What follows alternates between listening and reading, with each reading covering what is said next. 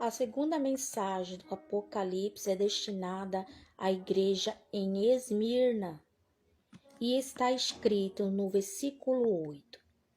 Escreve ao anjo da igreja em Esmirna, o primeiro e o último, aquele que esteve morto e tornou a viver, diz isto: Eu conheço as tuas obras, tua tribulação e a tua pobreza, mas és rico. E a blasfêmia dos que se dizem judeus e não são, mas são sinagogas de Satanás.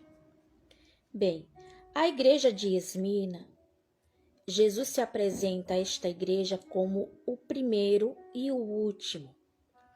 Aquele que esteve morto, portanto está vivo. Quando Jesus ele se refere a Esmirna como o primeiro e o último, ele está declarando aqui que ele é o primeiro da criação do Eterno, ou seja, a partir da criação dele, foi que então nós viemos a existir. Sem ele, nós não estaríamos aqui. Por isso, ele fala que ele é o primeiro e o último. Foi por causa dele que nós fomos criados, ok? Aí ele continua falando aqui que conhece as obras de Esmirna, como as demais igrejas que ele também conhece as obras. Obras seria o proceder desta pessoa, o que ela executa no cenário da terra, né? Onde vivemos. Tanto essas obras, seja elas boas ou seja elas maus, ele está aqui falando no plural, que conhece todas as nossas obras. E ele fala mais: tua tribulação e tua pobreza, mas és rico. Esmirna é uma característica de pessoa e também de denominação que sofre tribulações, perseguições, que tem uma vida não regalada, ela não usufrui do melhor desta terra, em outras palavras. Aí ele fala aqui: tu és rico. A dificuldade que Esmirna, que característica de pessoas e de denominações enfrenta nessa terra, é de pobreza. Ela não tem muito recursos financeiros, tá? Para ter uma vida de padrão de classe A. Jesus declara aqui que ela é rica por duas questões. Primeira, porque o pai dela, né, é o Deus eterno, o dono do ouro e da prata. Esta riqueza não se remete só à financeira, mas de caráter. Ela é íntegra no seu caráter, no seu comportamento diante deste cenário de pobreza financeira, tá? Que quer dizer também uma denominação que não tem um poder aquisitivo muito grande para divulgar o evangelho como supostamente essa denominação ou esta pessoa gostaria de divulgar. Se tratando de denominação, não tem um alcance maior na divulgação do evangelho do Machia, de Cristo. Na sequência ele fala aqui também: e a blasfêmia dos que se dizem judeus e não são, mas são sinagogas de Satanás. O que Jesus quer dizer a blasfêmia dos que se dizem judeus e as sinagogas de Satanás?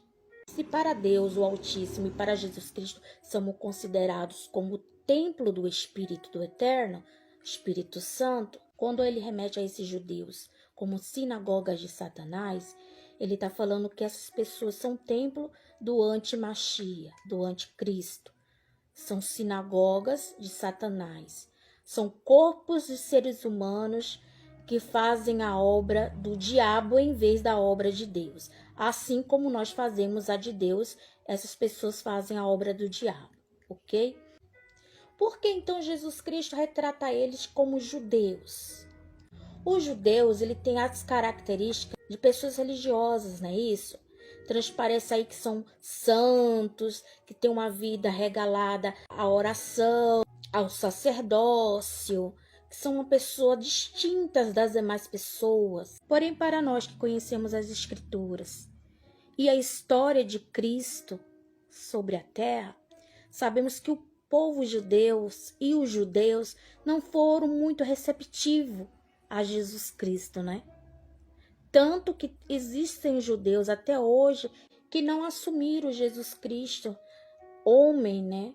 Quando ele se materializou humanamente, e conviveu com os povos do passado, aqueles povos da história, que hoje nos é notificado através da Bíblia, né? Então, os judeus são pessoas caracterizadas como pessoas aparentemente religiosas, só que eles não são.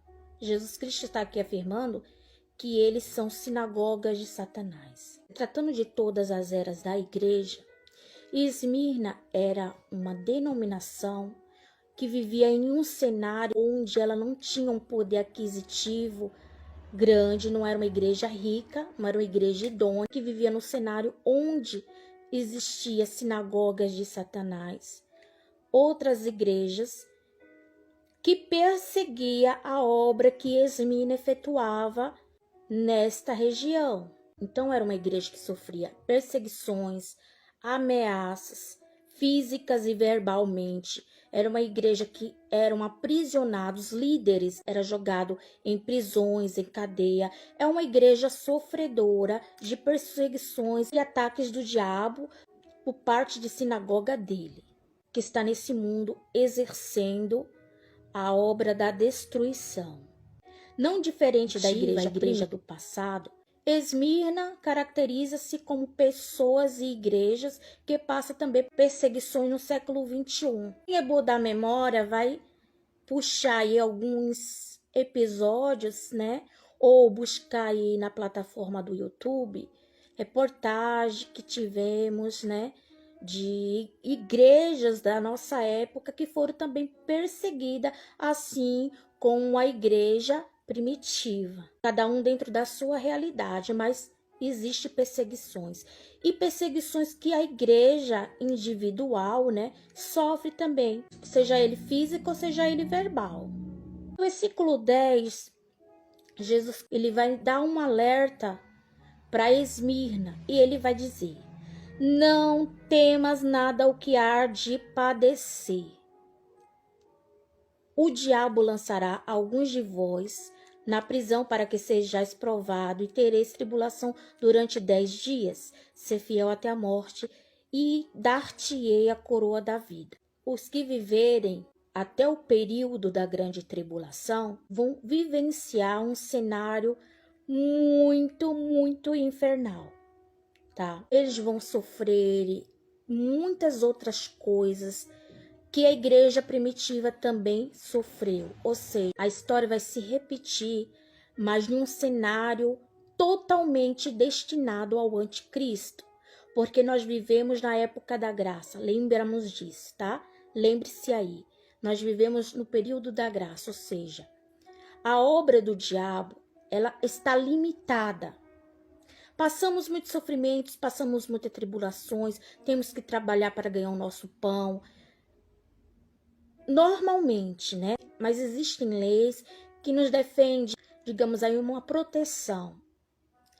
Porém, na era que sobrevirá sobre a face da terra, que é a era da grande tribulação, onde Deus, através do Espírito dele, não vai estar nessa terra.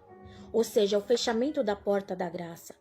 E a entrada do antimachia, do anticristo, para dominar o reino da terra. A igreja que fica para trás, as pessoas que não estão se qualificando hoje para não passar por esse período, vai enfrentar um período infernal aqui na terra, tá? Exatamente o que Jesus está falando aqui no versículo 10. Já notificando a Esmirna esse período de tribulação, onde vão se intensificar todas as perseguições e tribulações que a igreja primitiva sofreu no passado. A igreja atual vai sofrer as mesmas coisas e ainda mais maiores. Por isso é muito importante para nós que estamos hoje ouvindo esta mensagem, fazendo parte dos escolhidos, do exército de Cristo, ou seja, se qualificando para ser aprovado, para não passar por esse período de angústia e tribulação, que vai vir, não tem como não acontecer, porque já está escrito, já está notificado pelo aquele que é dono da onisciência, aquele que sabe de todas as coisas, e ele deixa registrado exatamente para que nós tomássemos uma posição. E ele nos deixa esses registros exatamente para que nós venhamos tomar uma posição, para que a gente venhamos nos qualificar para não passar por esse período que vai sobrevir a toda a terra e que ele já tem ciência dos acontecimentos que virão, até porque ele é onisciente, correto?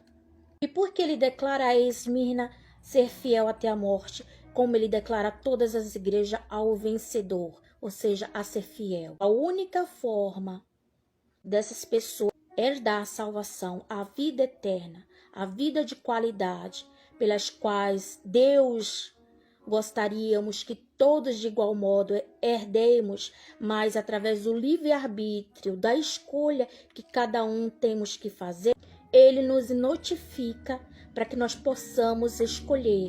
Ou seja, é eu, é você que decreta se quer passar uma eternidade de vida de qualidade ao lado do Criador da nossa vida, desfrutando do bom e do melhor que nossos olhos nunca viram, do que nossos ouvidos nunca ouviram, que jamais nenhum ser humano nesta terra conseguiu desfrutar de coisas maravilhosas e abençoada, ou escolher viver uma vida contrária. Ele deixa registrado que a escolha seja feita a partir do nosso entendimento. Tá ok? Nos remetendo aqui a um exemplo, o que acontece numa eleição? Não é para que você venha conhecer, né, as promessas dos seus respectivos candidatos, saber a intenção futura que ele tem para a nação? Não é exatamente isso que acontece numa eleição? Pois bem, é exatamente o que Jesus Cristo está aqui nos notificando, através do livre-arbítrio. Nós temos o poder também de eleger o futuro da nossa alma, da nossa existência. Se é ter uma vida de qualidade com Ele, usufruindo de tudo que o caráter dele tem para proporcionar para os filhos, para a criação dele, para a obra dele, ou viver uma vida sem qualidade, que aquele que é a inexistência, ou seja, aquele que nunca existiu e vai passar a não existir, tem para oferecer. Em outras palavras, nada. Só dor, sofrimento, angústia pelos séculos dos séculos. Compreendeste?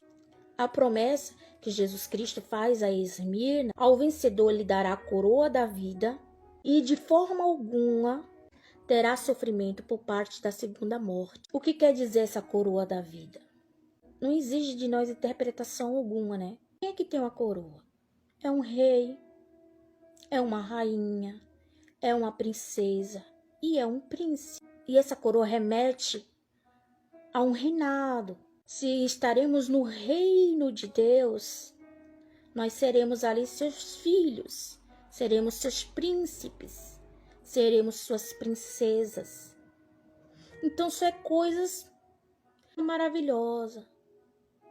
Não somente através de um nome, de uma palavra, de uma expressão, mas de usufruir do que o caráter tem para dar. E dará, porque este é o desejo principal do nosso Deus, nos fazer reis, sacerdote do seu Pai eterno, do reino do seu Pai, desfrutando aquilo que Deus preparou para nós desde a fundação do mundo.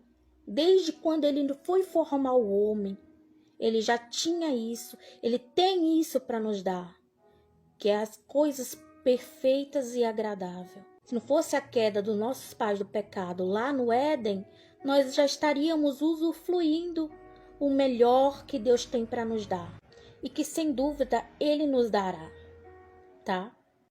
Então a Esmirna, ele deixa de sobreaviso que seja fiel até a morte, né? Diante do cenário que ela terá que passar, ela seja fiel. E diante do cenário que nós estamos hoje, que é a graça, que também nós sejamos fiéis a ele, para que a gente não venhamos pagar para poder dar. A graça é o nosso passaporte, para que a gente não venhamos passar por tribulações, por perseguições que o mundo terá.